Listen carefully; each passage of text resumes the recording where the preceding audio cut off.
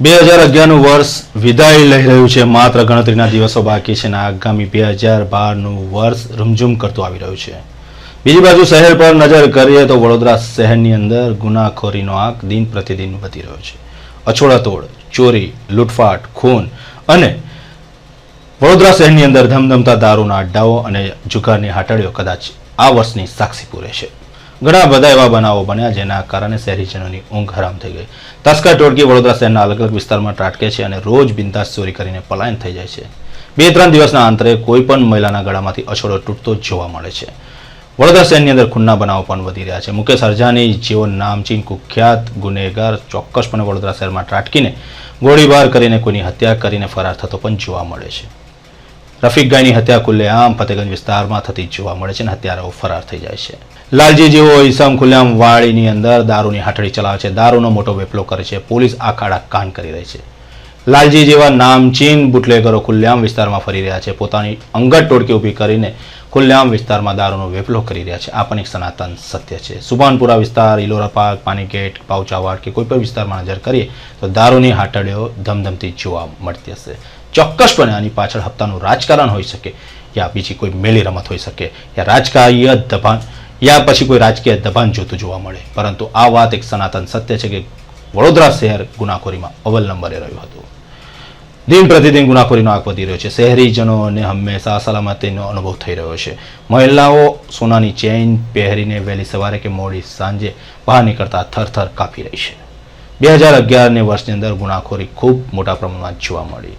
અગોડા વિસ્તારમાં વૃદ્ધાની ખુલ્લેઆમ હત્યા થતી પણ જોવા મળી છે. આવા અનેક બનાવો એક પછી એક શહેરીજનોને સાંભળવા મળ્યા છે અથવા અમારી ચેનલના માધ્યમથી તેમને જોયા હશે.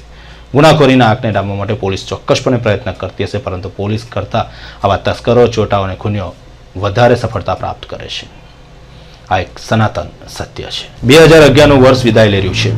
સંસ્કારી નગરીમાં વીતેલા વર્ષ દરમિયાન ઘણા સારા નરસા બનાવો, ઘટનાઓ વડોદરાવાસીઓએ અમારી ચેનલ પર નિહાળી છે, જેના આપ સૌ સાક્ષી છો. સમગ્ર વર્ષ દરમિયાન શહેરમાં દારૂ, લૂંટફાટ, હત્યા, ચોરી જેવી ઘટનાઓમાં વડોદરા અવ્વલ નંબરે રહેવા પામ્યું છે. એક તરફ શહેર પોલીસ તંત્રએ વર્ષ દરમિયાન ઝડપેલા દારૂનો નાશ કર્યો છે, તો બીજી તરફ શહેરમાં ઠેર ઠેર દારૂની હાટડીઓ આજે પણ ધમધમી રહી છે. જેમાં ખાસ કરીને વડોદરા શહેરમાં એક નામ આંખે વળગે એવું છે. વાડી પોલીસ મથકની હદમાં ચાલતા લાલજી નામના ઈસમનો વિદેશી શરાબનો ધંધો છે, જે વડોદરા શહેરમાં આજકાલ ચર્ચાના એરને રહ્યો છે. ખુલ્લેઆમ વિસ્તારમાં ટોળકીના માણસો ઉભા રહી જાય છે અને મોડી સાંજે તો દારૂનો ખુલ્લેઆમ વેપલો થતો જોવા મળે છે. નાના દારૂની બોટલ વેચતો લાલજી આજે વડોદરા શહેરના ઘણા બધા વિસ્તારોમાં સપ્લાયર બનીને દારૂનો વેપલો કરી રહ્યો છે. શરાબનો ધંધો આજકાલ તેનો ભારે ચર્ચામાં છે. આ મામલે તંત્ર તરફ શંકાની સોય ભોકાઈ રહી છે.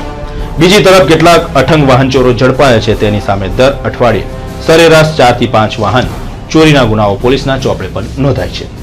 દેશી દારૂની હાટડીઓ બંધ કરાવીને કેટલાક બુટલેગરોને પાસા ફટકારે છે, તો બીજી તરફ શહેરના સુભાનપુરા વિસ્તારમાં ટીની સહિત મહિલા બુટલેગરોની ભારે બોલા છે. શ્રમજીવીઓ ખિસ્સા ખાલી કરવા રોજ આ મહિલા બુટલેગરને ત્યાં મેળાવડાની જેમ ઉમટી પડે છે.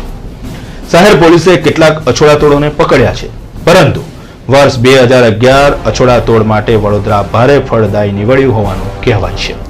આજે વડોદરાની મહિલાઓમાં ગળામાં સોનાની ચેઇન પહેરીને બહાર નીકળતા થર કાપી રહી છે.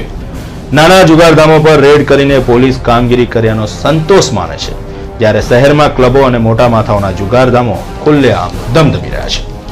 શહેરના અગોડા વિસ્તારમાં વૃદ્ધ NRI મહિલાની હત્યા કરીને લૂંટ ચલાવનારા ઝડપાઈ ગયા, જ્યારે ફતેગંજમાં રફીક ગાયની હત્યા કરીને હત્યારાઓ ફરાર થઈ ગયા. આવા તો અનેક કિસ્સાઓ છે કે આરોપીઓ વડોદરામાં પોલીસની નજર ચૂકવીને આટા ફેરા કરતા હોય છે. ક્યારેક મોટી ઘટનાને અંજામ આપીને ફરાર થઈ જતા હોય છે, ક્યારેક પોતે ઝડપાઈ જતા હોય છે. સમગ્ર 2011ના વર્ષનું સરવૈયું જોતા સંસ્કારી નગરીમાં ગુનાખોરીનો આગ ઘટવાને બદલે કેટલીક હદે વધી રહ્યો હોય તેમ નગરજનોને લાગી રહ્યું છે. આવો આપણે સૌ આશા રાખીએ કે વીતેલા વર્ષમાં ઘટેલી દુર્ઘટના બનાવોનું વર્ષ 2012માં પુનરાવર્તન ન થાય અને શહેર પોલીસ તંત્ર પ્રજાનો સાચે જ મિત્ર તરીકે કામ કરે અને આ કામમાં આપણે પણ તેમને કદાચ સહકાર આપીએ.